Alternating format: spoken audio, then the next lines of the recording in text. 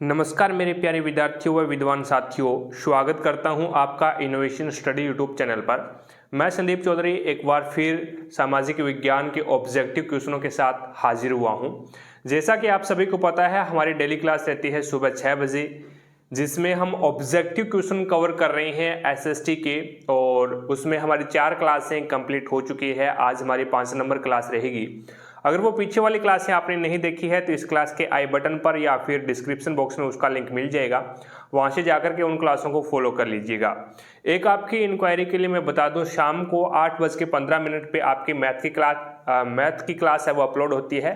Completely free of cost complete syllabus आपको करवाया जाएगा विद डेसवर्क, संजीव और एक्सीलेंट दोनों।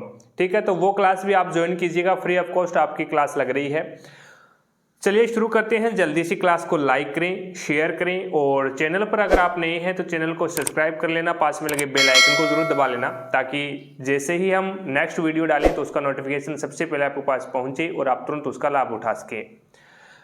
आज की क्लास का पहला क्वेश्चन देखिएगा। यंग इटली की स्थापना किसने की थी? बिस्मार्क ने, कावूर ने, गैरिबाल्डी ने, जूसेपी मेत्सिनी ने। तो फर्स्ट नंबर क्वेश्चन में आपका राइट आंसर होगा जूसेपी मेत्सिनी ने यंग इटली की स्थापना की थी जुलाई 1831 में। और इसका मुख्य उद्देश्य क्या था यंग इटली का स्थापना करने का? यंग इटली एक संस्था थी और जिसमें 18 से 40 वर्ष तक के नवयुवक शामिल हो सकते थे, और इसका मुख्य उद्देश्य यह था भी जनसाधारण में राष्ट्रीय चेतना का प्रसार कर इटली राष्ट्र का एकीकरण करना। ठीक है, आगे चलता हूं। नेक्स्ट सेकंड क्वेश्चन देखिएगा। बारदोली सत्याग्रह का नेतृत्व किसने किया था? महात्मा गांधी ने, वल्लभ भाई पटेल ने, जवाहरलाल नेहरू ने, भीमराव अंबेडकर ने। तो सेकंड क्वेश्चन में आपका राइट आंसर होगा वो हो जाएगा वल्लभ भाई पटेल ने, यानी बी ऑप्शन आपका यहाँ पे राइट आंसर होगा।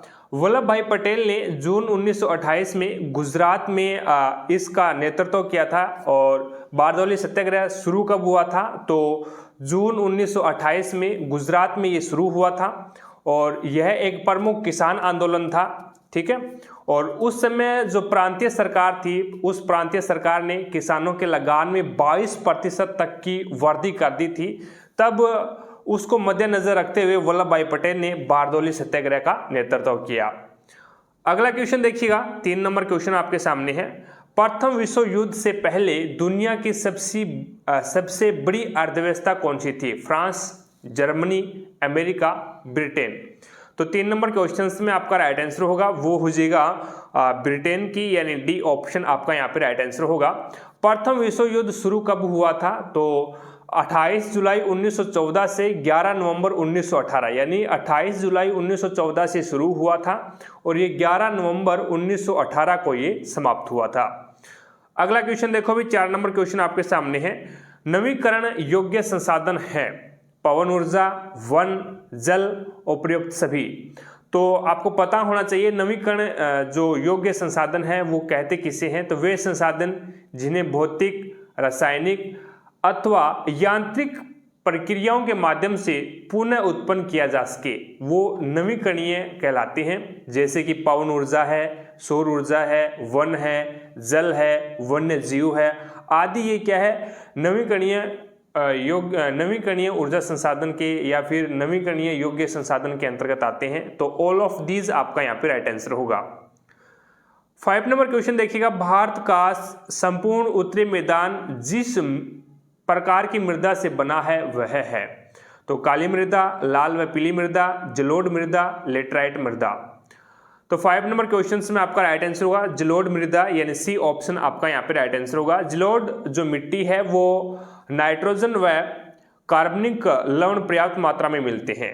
ठीक है ना, जलोढ़ मिट्टी में नाइट्रोजन व कार्बनिक लवण है वो पर्याप्त मात्रा में इसमें मिलते हैं। और जलोढ़ मिट्टी की अगर मैं बात करूं तो ये बिहार, यूपी, आंध्र प्रदेश, पश्चिमी बंगाल, उत्तराखंड, पंजाब, हरियाणा आदि क्षेत्र में, आदि राज्यों में जलोढ़ मिट्टी पाई जाती है।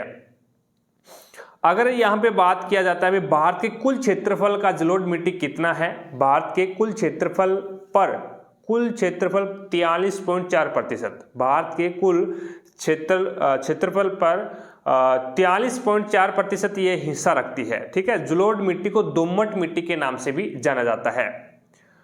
अगला क्वेश्चन देखो भी 6 नंबर क्वेश्चन है, इनमें से कौन सी टिप्पणी प्राकृतिक वनस्पति जात और प्राणी जात के ह्रास का सही कारण नहीं है? सही कारण नहीं है ये आपको बताना है। तो कृषि प्रसार, वृहत स्तरीय विकास परियोजना, पशुचारण और ईंधन लकड़ी एकत्रित करना, या फिर तीव्र औद्योगिकरण व शहरीकरण। तो 6 नंबर क्वेश्चन में आपका राइट आंसर होगा पशुचारण और ईंधन लकड़ी एकत्रित करना। ये प्राकृतिक वनस्पति जात और प्राणी जात के ह्रास का सही कारण नहीं है। 7 नंबर क्वेश्चन देखिएगा, यूरोपीय संघ का मुख्यालय कहाँ स्थित है? पेरिस, लंदन, जनेवा या फिर ब्रुसेल्स। तो 7 नंबर क्वेश्चन में आपका राइट आंसर होगा बेल्जियम की राजधानी है ब्रुसेल्स। ब्रुसेल्स है, ये बेल्जियम की राजधानी है और यहाँ पे यूरोपीय संघ का मुख्यालय है। डी ऑप्शन आपका यहाँ पे राइट आंसर होगा। ठीक है, और यूरोपीय संघ में कितने देश शामिल थे?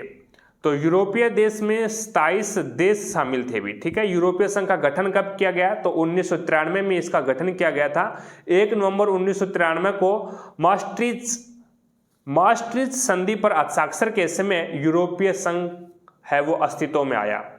ठीक है, अगला क्वेश्चन देखो भाई 8 नंबर क्वेश्चन है, भारत में किस भाषा को राजभाषा का दर्जा दिया गया? वह है अंग्रेजी, हिंदी, पंजाबी, उर्दू। ये तो आपको आता ही है, आसान सा क्वेश्चन है तो हिंदी हो जाएगा बी ऑप्शन। अब क्वेश्चन ये बनता है भी हिंदी को राजभाषा का दर्जा कब दिया गया था? तो 14 सितंबर 1949 को अनुच्छेद आर्टिकल की अगर मैं बात करूं तो 343 से 351 तक राजभाषा से संबंधित व्यवस्था की गई है आर्टिकल में। ठीक है, और अगर मैं बात करता हूं 14 सितंबर की, तो 14 सितंबर को हिंदी दिवस के रूप में मनाया जाता है। 9 नंबर क्वेश्चन देखो भी, निम्न में से खरीफ की फसल कौन सी है? तो जो खरीफ की फसल गेहूं, जौ, सरसों, बाजरा। तो इसमें बाजरा है वो खरीफ की फसल हो जाएगी, जो गर्मियों में बीजी जाती है, जो गर्मियों में बोई जाती है वो हो जाएगी। और जो अभी बोई गई है वो गेहूं, जौ, सरसों ये बोई गई है तो ये रबी की फसलें आ जाएगी।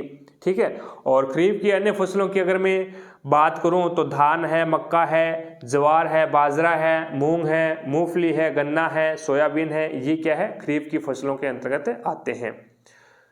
10 नंबर क्वेश्चन देखिएगा, मान लीजिए कि एक देश में 4 परिवार हैं और इन परिवारों की प्रति व्यक्ति आय 5000 है। अगर 3 परिवारों की आय क्रम से 4000, 7000 और 3000 है तो चौथे परिवार की आय क्या होगी? 7500, 3000, 2000 और डी ऑप्शन आपके पास 6000। तो यहाँ पे 10 नंबर क्वेश्चंस में आपका जो राइट आंसर होगा वो हो जाएगा 6000। क्या होगा भाई? 6000 हो जाएगी। डी ऑप्शन आपका यहाँ पे राइट आंसर होगा। अगला क्वेश्चन देखो अभी, प्राथमिक क्षेत्र में सम्मिलित आर्थिक गतिविधि है कृषि, डेयरी, मत्स्यन, उपरोक्त सभी। तो 11 नंबर क्वेश्चंस में आपका राइट आंसर होगा वो हो जाएगा उपरोक्त सभी, यानी डी ऑप्शन हो जाएगा। कृषि है, वानिकी है, मछली पकड़ना, खनन, ये प्राथमिक क्षेत्र के अंतर्गत आता है। अगला क्वेश्चन देखो भाई 12 नंबर क्वेश्चन है, निम्न में से कौन सी भारत की बहुराष्ट्रीय कंपनी है? Tata Motors, Ford Motors, Chevrolet, Suzuki. तो 12 नंबर क्वेश्चंस में आपका राइट आंसर होगा टाटा मोटर्स है, ये भारत की बहुराष्ट्रीय कंपनी है। ए ऑप्शन आपका यहाँ पे राइट आंसर होगा। और टाटा मोटर्स है, इसकी स्थापना 1945 में की गई थी मुंबई में, और इसका मुख्यालय कहाँ पे है? तो मुंबई हो जाएगा। ठीक है, टाटा मोटर्स का पुराना नाम क्या है? तो टेल्को इसका पुराना नाम है। ठीक है, टेल्को इसका पुराना नाम है। और इसका मालिक का नाम क्या है भी टाटा मोटर्स का? तो मालिक हो जाएगा जहांगीर रतन जी टाटा भाई, जहांगीर रतन जी दादा भाई टाटा, जिसे हम रतन टाटा के नाम से जानते हैं। ठीक है, अब आते हैं फिल इन द ब्लैंक वाले क्वेश्चन आते हैं, ये देख लीजिएगा। फिल इन द ब्लैंक का निर्यात तभी संभव हो पाया जब जहाज़ों को ठंडा रखने की व्यवस्था कर ली गई। तो यहाँ पे हो जाएगा मांस का निर्यात तभी संभव हो पाया। तो फिल इन द ब्लैंक में आ जाएगा मांस का निर्यात है वो तभी संभव हो पाया जब जहाजों को ठंडा रखने की व्यवस्था कर ली गई। बांधवगढ़ राष्ट्रीय उद्यान फिल इन द ब्लैंक राज्य में स्थित है। तो बांधवगढ़ राष्ट्रीय उद्यान है वो मध्य प्रदेश एमपी में स्थित है, भी एमपी में स्थित है। अगला क्वेश्चन देखो भी 1832 में कुस्तुनतुनिया की संधि के द्वारा फिल इन द ब्लैंक को स्वतंत्र राष्ट्र की मान्यता प्राप्त हुई। तो ये हो जाएगा यूनान। फिल इन द ब्लैंक में आ जाएगा आपका यूनान। 1832 में कुस्तुनतुनिया की संधि के द्वारा यूनान को स्वतंत्र राष्ट्र की मान्यता प्राप्त हुई। 16 नंबर क्वेश्चन देखो भी अलग अलग लोगों के विकास के लक्षण फिल इन द ब्लैंक हो सकते हैं। तो अलग अलग लोगों के विकास के लक्षण हैं वो भिन्न हो सकते हैं, अलग हो सकते हैं या फिर भिन्न बोल दो, ठीक है। तो फिल इन द ब्लैंक में आ जाएगा भिन्न। 17 नंबर क्वेश्चन देखो भी भारत में फिल इन द ब्लैंक अनुपात में श्रमिक असंगठित क्षेत्र में काम कर रहे हैं। तो आपका राइट आंसर होगा भारत में बड़े अनुपात में। तो यहाँ पे फिल इन द ब्लैंक में आ जाएगा बड़े अनुपात में श्रमिक असंगठित क्षेत्र में काम कर रहे हैं। नेक्स्ट देखो भी 18 नंबर क्वेश्चन है भारत में करीब सन फिल इन द ब्लैंक के प्रारंभ से नीतियों के कुछ दूरगामी परिवर्तन किए गए। तो 18 नंबर क्वेश्चन में हो जाएगा भारत में करीब सन 1991 के प्रारंभ से नीतियों के कुछ दूरगामी परिवर्तन किए गए। तो 1991 यहाँ पे आपका राइट आंसर होगा। तो आज की क्लास में हमने 18 क्वेश्चंस कवर किए हैं। आई होप सब क्वेश्चंस आपको समझ में आ गए होंगे। अगर फिर भी कोई भी क्वेश्चंस में आपको डाउट लगती है तो मुझे कमेंट सेक्शन में कमेंट जरूर करें, आपके डाउट को क्लियर किया जाएगा। क्लास पसंद आई है तो दिल से लाइक करना, ज़्यादा से ज़्यादा शेयर भी करना अपने सभी दोस्तों के साथ में, ताकि सभी स्टूडेंट को क्लास का लाभ मिल सके। चैनल पर अगर आप नए हैं तो चैनल को सब्सक्राइब कर लेना, पास में लगे बेल आइकन को जरूर दबा लेना, ताकि जैसे ही हम नेक्स्ट वीडियो लेके आएँ तो उसका नोटिफिकेशन सबसे पहले आपके पास पहुँचे और आप तुरंत उसका लाभ उठा सकें। एक आपकी इंक्वायरी के लिए मैं बता दूं, अगर किसी को पीडीएफ की ज़रूरत है तो पीडीएफ अपने व्हाट्सएप ग्रुप बनाया गया है एक, उसका लिंक डिस्क्रिप्शन बॉक्स में मिल जाएगा। और एक टेलीग्राम चैनल बना हुआ है इनोवेशन स्टडी के नाम से, उसका लिंक भी आपको डिस्क्रिप्शन बॉक्स में मिल जाएगा। दोनों पे जैसे ही अपनी क्लास खत्म होती है उसके बाद में पीडीएफ दोनों पे अपलोड कर दी जाती है, ठीक है। तो आज की क्लास में इतना ही, मिलेंगे हम नेक्स्ट क्लास में। तब तक के लिए जय हिंद, जय भारत।